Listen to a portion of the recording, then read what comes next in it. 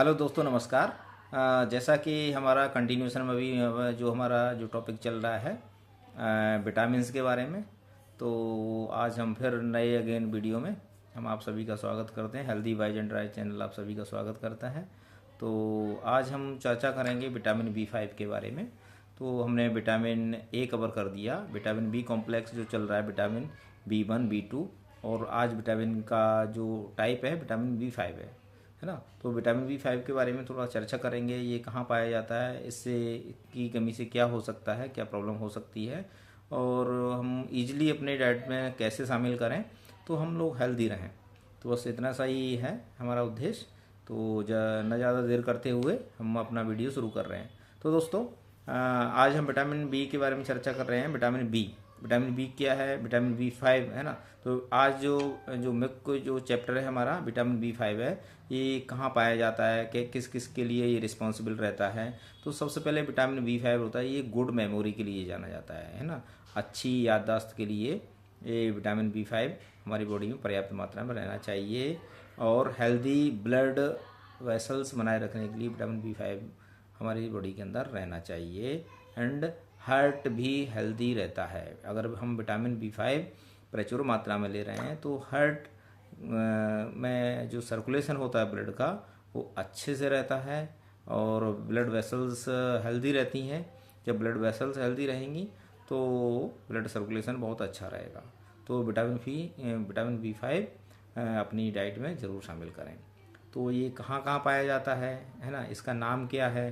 तो जो vitamin B5 है इसको पेंटोथेनिक एसिड के नाम से जाना जाता है।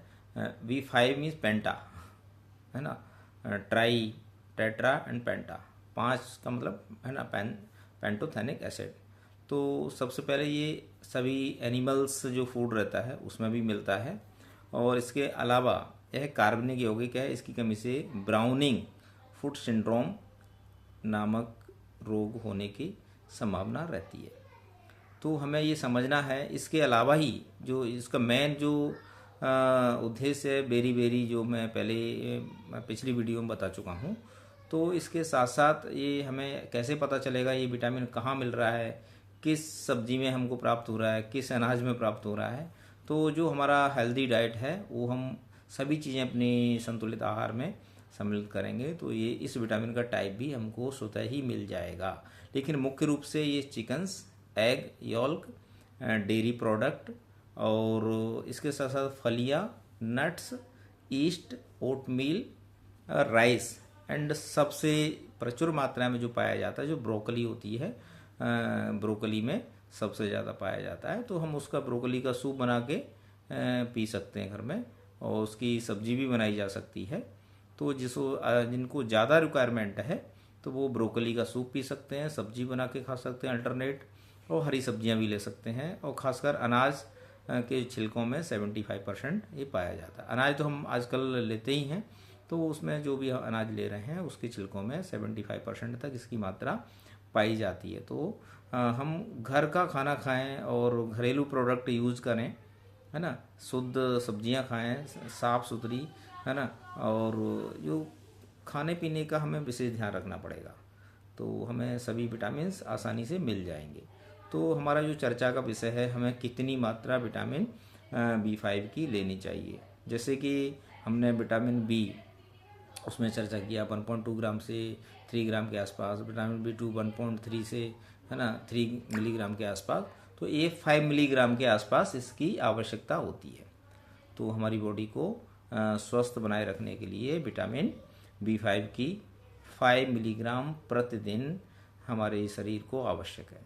और इसकी कमी से और क्या क्या हो सकता है हमारा शरीर, है ना। जो मसल्स की जो मांसपेशियां, जैसे कि उसमें भी B2 में रहता है, सेम इसमें भी रहता है। और हमारे लिए क्यों ये आवश्यक है? क्योंकि हमें स्वस्थ रहना है तो हमें विटामिन्स भी लेने चाहिए। तो विटामिन्स अलग से नहीं लेना है, अलग से टैबलेट्स लेने की ज़रूरत नहीं है। तो अगर हम स्वस्थ और स्वच्छ और है ना सीजनल फल और सब्जियां अगर हम खा रहे हैं, अपनी डाइट में शामिल कर रहे हैं, तो हमको ये विटामिन आसानी से मिल जाएगा।